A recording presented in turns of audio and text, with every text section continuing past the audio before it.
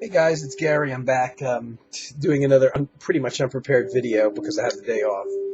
Um, I just worked 8 days in a row. I was actually scheduled for something like ridiculous, 13 days in a row without a single day off. And they suddenly called me up like last night, late yesterday, and said, "Oh, you can take today off." Gee, thanks. Job is tough. The weather conditions here, I mean, obviously, I'm in New Jersey. It's not as hot as other parts of the country. But walking around outside, there's no shade anywhere where I'm working. It seems, carrying, lugging stuff. Even 70 degrees is too hot. When you're lugging stuff and you're profusely sweating, it's disgusting. I just, I come home, I run into the shower. I wouldn't dare even sit down on anything. I'm just, my clothes, even my pants are soaked through. That's how horrible it is. Now we're in the 80s and the upper 80s and stuff, and crap, it's even hard to breathe out there on some days. There's no air conditioning in the vehicle that I drive, but I'm out physically out on the street most of the time anyway. So I don't really see that I'd be physically capable of making it through summer. Plus, they've been doing it to me again. They've been shipping me 30 miles off. So instead of going to my local office, which is just a couple blocks from my house, working out of there and out on the street locally, and coming back home, first I have to drive 25 to 30 miles, go work out in towns I've never even been to in my life, and then drive home, hopefully avoiding traffic. It depends. One of the places where they send me is also 25 to 30 miles away, but the traffic is so bad getting home, it could take me an hour and a half to get home. Another place, the place I've been working at this week, where I'm going tomorrow, a better highway system out there, so I can get home in, maybe 45 minutes, depending on what time I get out. Physically, it's killing me though. It's exhausting, and I hate being soaked in sweat. I was never ever a fan of summer. Which brings me to my subject today. I did do a video on autumn music and winter music, and specifically for me, without even attempting to. There's this internal cycle in me, regardless of what my job is or whether I'm ever outside or not. Certain times of the year, when Christmas time comes and autumn time comes and winter time comes, there's always certain albums and certain artists that I'm like, oh, I gotta play this. And every year, it's a lot of the same artists and a lot of the same albums. And it's not a conscious thought, like in wintertime, pulling out Asherah Temple or something like that. But it always comes around. I was like, oh yeah, I want to hear that again. Sure enough, it's wintertime. As much as I don't like the summer in terms of the weather, the music associations I have are not negative with the summer albums. But when I think of music that, for some reason, that cycle thing where summertime comes around and the weather gets warm outside, and it's like, oh, I got to pull out this album and listen to this again. And invariably, it's always in the warm, hot weather. Sometimes it's artists. Sometimes it's just a specific album or two by an artist. I'm so unprepared. The one vinyl I had is sitting on the floor over there. Hold on.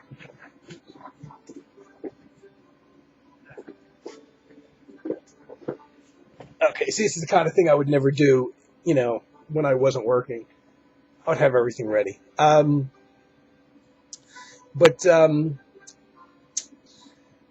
sure enough, the hot weather's here, and it's been here for a while. But I really noticed in the last week or so, in the evenings when I'm home and on the occasional day off I have, I'm back in, suddenly it's like, oh, I want to pull out this album, and all of a sudden I realize, oh, this is a summer album. And as much as I was saying I don't like the summertime, the summertime imagery that's associated with these albums is positive. I don't think about, the physical heat and the fact that I don't like it. The summertime imagery is more of one of music that makes me think of fields of grass and, breezes blowing the fields around. And one of the things, oddly enough, for some reason that makes me think of that is flutes. For some reason, specifically the metal flute, not wood flutes or ethnic flutes so much, with the traditional classical metal flute, silver flute. For some reason, there's an association with summertime, and I think of big fields of grass blowing in the wind, and some imagery that I have of the summer times from when I was a kid. And it was really hot out, and sometimes I would go outside, whether it was in my backyard or somewhere else, and I noticed even during the day it was very still. And of course, I didn't realize as well, adults are still at work, but it seems like there were times that there weren't even a lot of kids around. There weren't people out on the street, like kids riding bikes and like things you would expect to see in summertime. So I don't know whether the kids were away, for the summer, or whether they were just inside or whatever. I can recall a lot of summer times when I was a kid going outside, and like if I went down to my old school or something like that, the field would be absolutely empty. The little field with the little, where you would, go out and sometimes play sports in the springtime or whatever. Sometimes it would be really empty and very still and quiet. And it was a mood that I really appreciated without really, I think, consciously realizing that. Burned itself into my memory. And that's one of the things that I think of when I hear some of this music and my mental images of summertime. The positive ones, like I said, these big empty fields of grass and things like that, are called up by listening to this music. And I only picked, literally a few things today.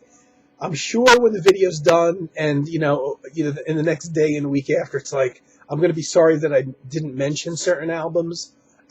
Especially because I'm in the process now of wanting to hear these albums, and I'm looking around and pulling them out. And still, since I moved, apart from my ECM artists, I still don't have anything in any kind of order. So I don't even know where some albums are, and that I can't even find. I made literally no attempt to pull vinyl. The things I'm showing, I don't have vinyl for, except for the first one. Here's a summertime album, the one vinyl I have. It's an Art Landy album. It's listed as Art Landy, Jan Garbrick, but Art Landy wrote all the music. So I think he saw this as basically a solo album, and he invited Jan Garbrick to play, who had Lanta, which is a take on Art Landy's name. And this is one of those, if you don't have them, albums. It might even be so, for the people that love more experimental music, it may even be too mainstream, too pretty. But I always thought, listening to this album, this was recorded in 1973. One time, very briefly, I got to talk to Paul McCandless from Oregon. And I must have been talking to him about Art Landy. And he mentioned this album and said, believe it or not, this was a very influential album to a lot of people. When the Windham Hill label came along in the late 70s and early 80s, I often thought that they based a lot of their artists that they signed on this album, on hearing this album, because this is a pretty album. This is not a hard-to-get-into dark jazz album. It's not a New Age album. It was 1973. New Age didn't really exist. And yet it's Art Landy in a kind of prettier mode. I won't say contemplative, because it's not. And it's Jan Garbrick playing saxophones, but he plays more of the metal silver flute on this album than I've ever heard him play. And as a matter of fact, I haven't heard Jan Garbrick play the traditional flutes after the 1970s. On some of his solo releases in the early 80s, he was playing some wood flutes and ethnic flutes, but I can't recall hearing him play any kind of the traditional classical metal silver flute much after this period, and when he did his Solstice albums, which were also in the 70s. Second Solstice album was 1977, and he played some flute on that. I don't recall him playing much metal flute after that. So all these are compositions by Art Landy, playing just piano, and Jan Garbrick on flutes and soprano and bass saxes. I'm going to try to remember this time, because I've said this before. I mentioned I was going to put a link and then in my comments, and then I forgot to put the link in. This album in full, it's not really up on YouTube, but some individual tracks are. So I found a couple very representative tracks. As long as you don't have to listen to experimental music all the time, you don't mind some pretty music. I mean, there's depth to it. It's not, it's like a George Winston album or something like that. This is a fantastic album. This is really a great album. And it's a summertime album for me. And I pulled it out. I have it on CD. And I listened to it recently. And every time I hear it, it's typically I'll play it in the summertime and pretty much not the rest of the year. So, there's a time that I'm not listening to it. And every time I put it on for that first time, after not hearing it for a while, it's like, wow, that's a great album. I can't even say it's real similar to other Art Landy albums. Art Landy albums a little bit more, the other ones I've heard, that I have, or semi-group projects or whatever. They're, I wouldn't say darker and deeper, but this, this is one of those things that I think a lot of people could get into on the very first listen. I'm going to link a couple tracks here. Nice album, about 50 minutes. Recorded November 1973. An absolute classic. Like I said, I always thought that the whole Windham Hill sound was kind of based on this album, at least for the artists that were signed to Windham Hill after Will Ackerman. Some other things. I'm not going to show a lot. There's just a few albums that really stand out, and it was either show them and don't really do any preparation, and I kind of only scanned around here to see what are my summertime things that I just started pulling out and listening to. There's some things I listen to all year long, and some artists I listen to all year long that I don't have, specific seasonal connections with. I'm not showing them, so this isn't everything I'm listening to. But these are things that have that cycle. Summertime comes around, I'm not consciously thinking of them, and all of a sudden I get in the mood to hear them. I've talked about this one before, I'm sure. I know I've made a lot of comments about it. Written comments. I think I talked about it. One of my favorite albums of all time. The Music of Ancient Greeks. This ensemble, which I forgot after I bought this and listened to it a bunch of times, is all of 3 people. And they really studied the music of ancient Greece and built, because these instruments didn't exist that you see here, they built these instruments specifically from old texts that they found and references to these instruments. So the people that play them, it's only a 3-man ensemble, one woman and 2 men. They built the instruments and then they made this recording. I have this story. And these guys have done several albums of different ethnic music from other cultures and countries as well. And I can't offhand recall what they did. Ancient Greece. They did other ancient music too. And I'm not sure in the other cases whether they built the instruments or not. I have them in my wish list. I don't have their other albums. Great, substantial liner notes in here, which is great. But I told this story, I think I told it once before, back in the very early 80s, 81, 82 or so. I was unemployed and I had this bad habit of staying up all night, sleeping during the day. And at night I used to listen to this classical, this overnight, WNYC that had this overnight radio program, non-commercial station. And they had this program called While the City Sleeps. And they had this very mellow DJ, Stan David, who came on, would introduce music and often play full albums. They didn't have to worry about commercials. There weren't any. And it was considered a classical music program, but they went way outside of classical music. They would play Stockhausen, Shostakovich. They would play far out stuff. They weren't playing things like the Four Seasons of Vivaldi or something like that. They played some experimental music. Some early, like Paul Bley experimental albums they played. Ethnic music.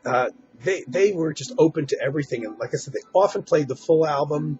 Oh, I heard Charles Dodge's Earth's Magnetic Field, the full album played on there, which is an early experimental electronic album, even though this was considered a classical program. One hot summer night, which is, I guess, maybe where the initial vibe of this came from, they played this album called Music from Ancient Greece, or Music of Ancient Greece. And and this is like 2 or 3 in the morning. I'm awake, don't even have the TV on, just the radio on. And had a bedroom window open, was just staring out into the empty street below. And just listening to this music pour over me. It's the middle of the night. Everything's really still. And there's just this vibe to the music. Now, it's playing low in the background, but this is the album I have playing in the background. And it was just a vibe that couldn't be matched. Well, years later, this is back before the internet. I never found the record in a record store. I'm not even 100% sure what album they were playing. It turns out it wasn't this one. It wasn't until the internet a handful of years ago that I started actively seeking this out, kind of remembering it again. And I thought this was the album by the description and everything. And there's only really a handful of albums of music of ancient Greeks. And I thought this was the album even after I ordered it and listened to it because it has that same vibe. Except this apparently was initially released and recorded sometime around 1995, which is more than a dozen years after I heard on the radio that particular album. So it can't possibly be the same album. Certainly is the same vibe, though. And from the sound samples I've heard of the other albums, the few other albums there are of the music of ancient Greece, there's a lot more vocals on those albums than I recall hearing on the one that I heard. This one does have some vocals, too, but not a lot. And I'm thinking that this comes very close to the album that I heard. I may never find out what that actual album is, but it certainly had the same vibe. I'm not sure. This seems to go in and out of print. I think it's an American label, but it's Pandorian Records. I'm thinking this is probably a label put together by possibly by the people, by the people releasing the music. I'm not even sure. I've seen the album still exists on Amazon. I'm just not sure if it's in print and whether or not you have to pay through the teeth to get a copy. Very interesting music, and the instrumentation is lovely. I'm a big fan of unusual stringed instruments, which is why I like Chinese, Japanese ethnic music as well. And you can see here some of these things that they built that I would love to get my hands on just to pluck those things and to see what I could get out of them. Absolutely wonderful that these guys built them themselves. I will get more music like this.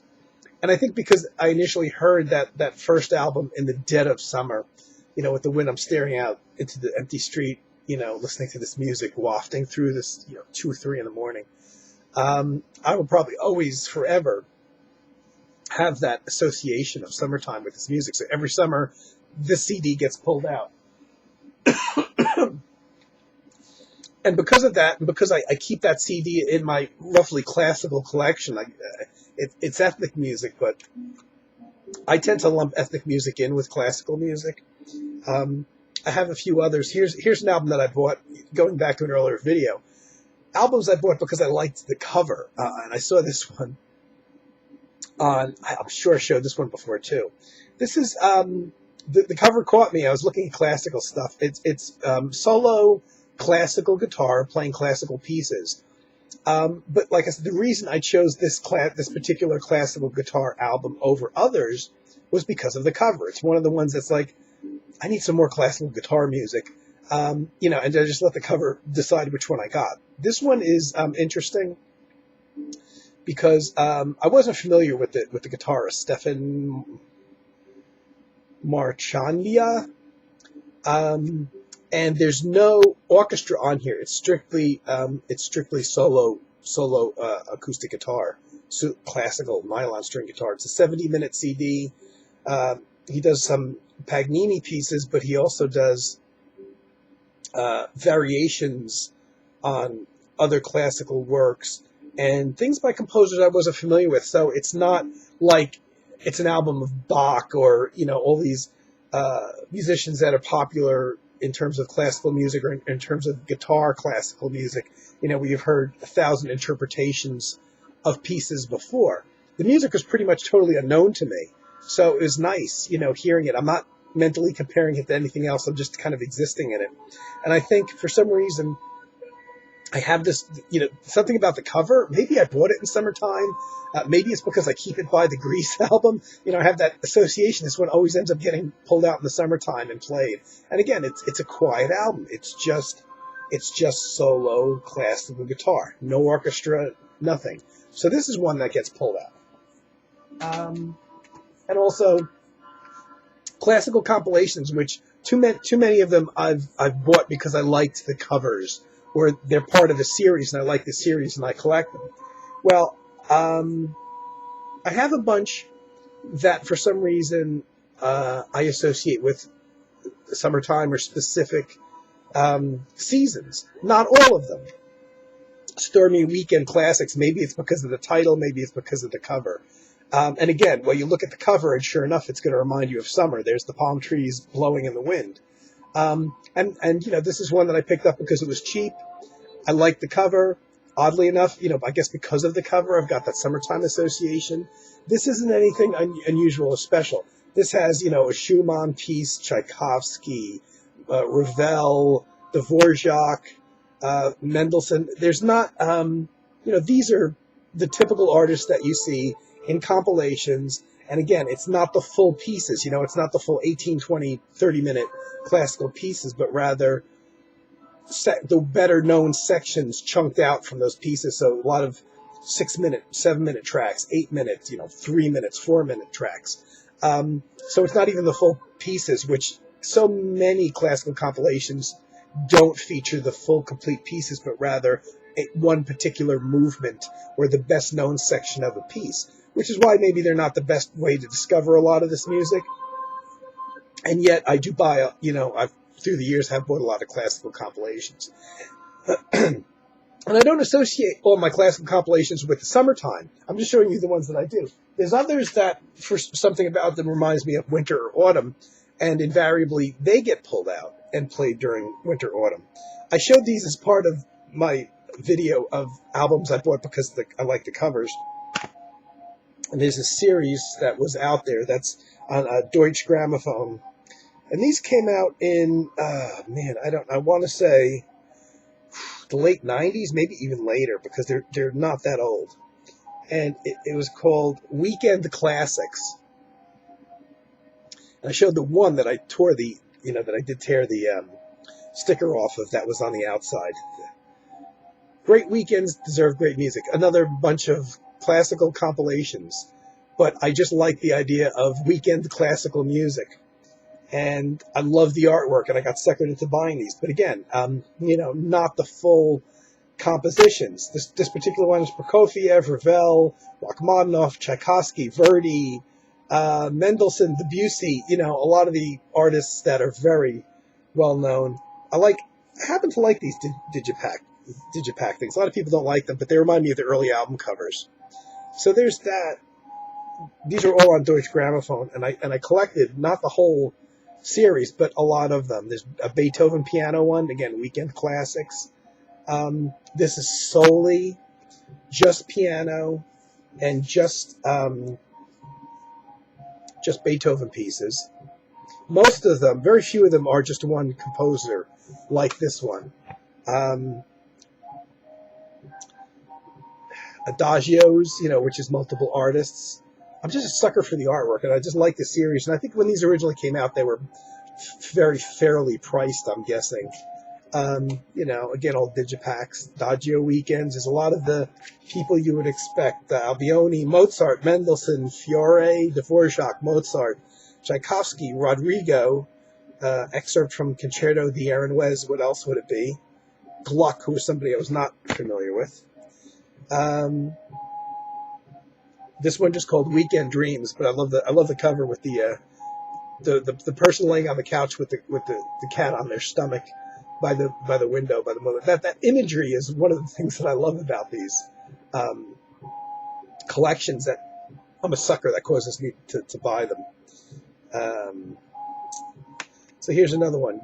There's Grieg on this one, Puccini, Beethoven, Debussy, Schumann, Vaughan Williams, Dvorak, and Rodrigo again. Another excerpt from Concerto di Aranjuez, which seems to be the only Rodrigo thing that ever gets put on compilations. Guitar Weekend, this one, is a bit more of a theme, but still under the Weekend Classics. Once again, Concerto di Aranjuez, which would make sense because that's pretty much a guitar and orchestra piece. Cardozo Villalobos, Albiens, Vivaldi, but this one guitar oriented. And all of these, have a decent length, and these are all in the 70-plus minute running time, which makes them good bargains, especially if you're not well versed on this stuff.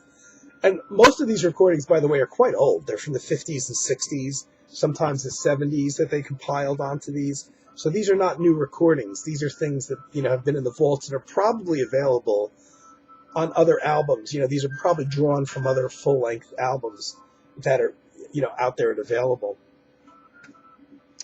Hold on a minute. This one got bent. Here's one just called Weekend Favorites. Mahler, Vaughan Williams again, Fiore, Grieg, Satie, and again, this one about 70 minutes. Pieces from, I can't tell looking at that. Those might be newer recordings. Baroque guitar, so some of them actually have a theme to them. But these are all things, and there's a Bach thing on here, Vivaldi again, Pachelbel, things looks like it's done in 1967, some of the recordings.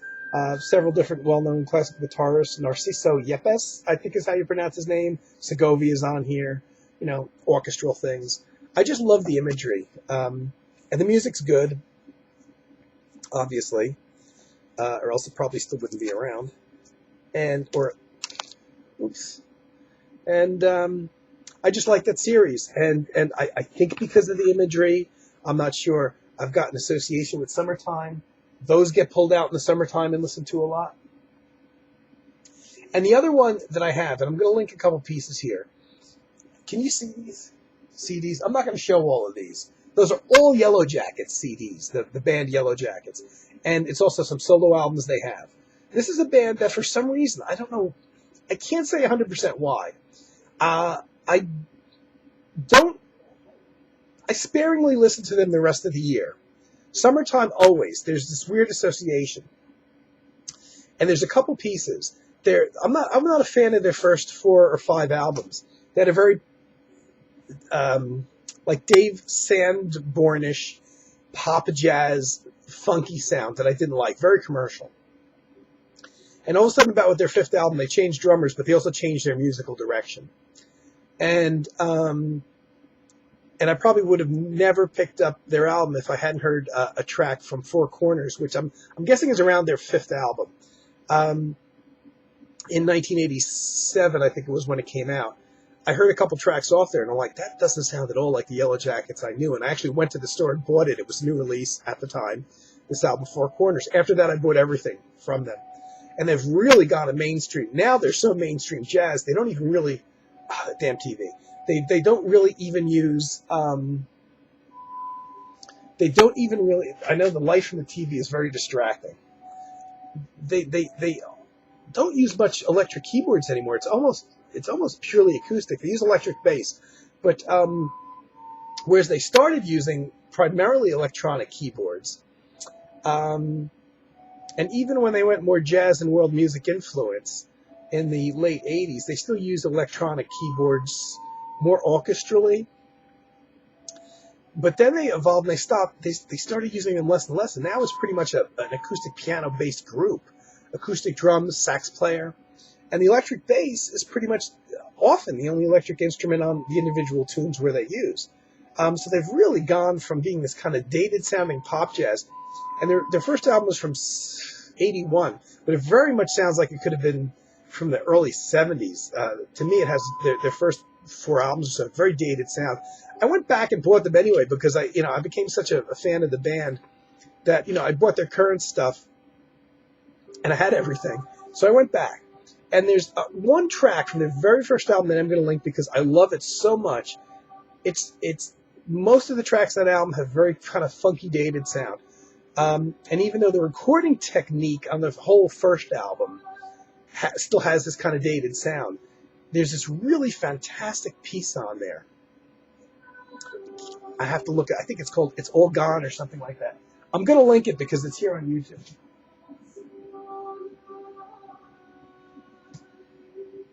I'm looking for it.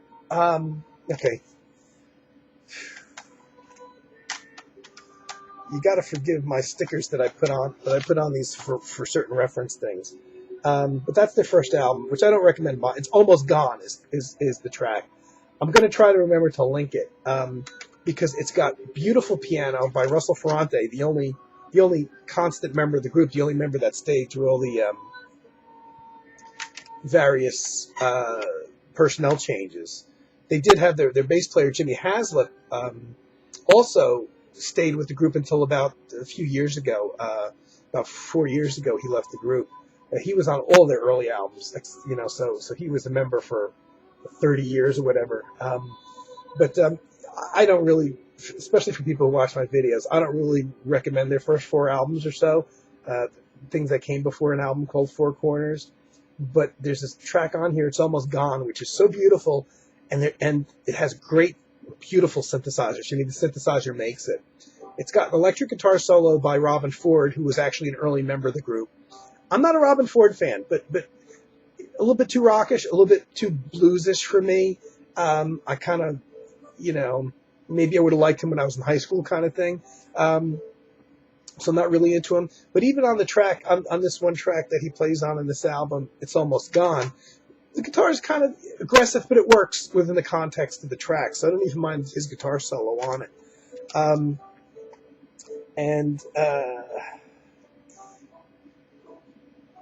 not going to, I was going to show you everything I have, but I've got like 30-something albums here by them or something.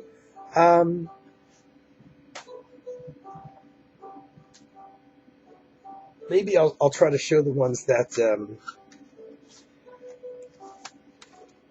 have these, that are, the ones that I consider the best. God damn, I got so many I can't even find them. The ones that always get played, there's certain albums of theirs which get skipped over quite a bit. Like I said, their early albums don't get a lot of spins for me.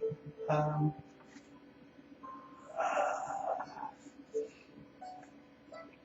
damn. I got a lot of CDs associated with these guys. Here's a pretty rare one. Twin Lines Project, which is Russell Ferrante, the keyboard player and founding member. This was really an obscure, hard one to get. Dave Samuels is on here, Alex Acuna, Mike Stern. It's a double set. One's live, one's in the studio. Came out in 99. I haven't seen this around for ages. Pretty good band. This was made in Hungary on some obscure label. Very interesting album. And I only bought it because Russell Ferrante, I love his keyboard playing. Bob Mintzer has been the saxophone player since about 1990, I want to say. I picked up a few of his things. Specifically, the albums where he has pretty much the full backing band is the Yellowjackets on a couple occasions on his albums. Here's an interesting one from the founding member bassist Jimmy Haslett. And this guy, Hamilton Sterling. This is kind of a bizarre thing. It's not really a duet album. It sounds like Jimmy Haslett gave this guy some samples of his bass playing, and he dicks around with it electronically and farts around with the samples, and it's kind of abstract. I thought initially it was the two of them getting together to play, but it seems more like it's Jimmy Haslett gave this guy a bunch of recordings of his bass, and the guy farted around with them and did sometimes just not very interesting things with them. Jimmy Haslett solo album, one called Arc. You got to forgive my stickers, but I can't get them off of here. This video would be 3 hours long. Red Heat was another Jimmy Haslett solo album. Both really good.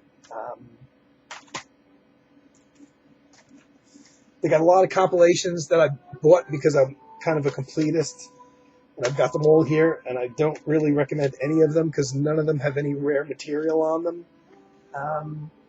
Here, I'm going to show you the cream of the crop, because if I show you the good and the bad, you might not remember which is which. You might end up picking up some bad ones. The one that started it was this one called Four Corners, and I think it's from 87. Yeah, 87. I heard a track on the radio which blew me away, and I'm like, that's not the Yellowjackets I know. They completely changed direction. The previous album was in 86, and was very much in that funky pop jazz Dave Sanborn-ish thing that I don't like. And this one was like a complete change, like it was a completely different group of musicians. Fantastic album. And the funny thing is their album from 86 and before that sound very dated, and the ones from 87 on don't, I mean, they sound much more current. Highly recommend this. These albums are kind of out of print now, I think, and sometimes the copies are ridiculously expensive, and then other times they pop up under real reasonable prices. Here's one of the ones that came shortly after called The Spin, Yellowjack. This is really good. This is them dropping a lot of the synthesizers, and this is the one where they actually, they're an American band. They actually went to, I think it was the Oslo studio where most of the ECM records are recorded, which was unusual for them. They always record in America. But for this one, apparently somebody in the group was or is an ECM fan. They actually went to the Oslo, Norway studios and recorded an album there, The Spin. Here's my next favorite. Four Corners and Like a River are always vying for first place. And this is one that's got that summertime vibe to it. And I think one of the reasons why, I don't even think I originally bought this in the summertime. There's a tune on here called My Old School, which starts off with the sound of children in a playground. And I guess maybe mentally that obviously sounds like summertime because children probably aren't going to be playing in the playground in the dead of winter. So maybe that's where the summertime association comes partially. There's something about a lot of the piano and saxophone interplay that Bob Mintzer plays on this, that there's something summery about it. This is high up, easily one of the first I would suggest getting by them. Greenhouse is another one from the same period. Those three, Greenhouse, Four Corners, and Like a River.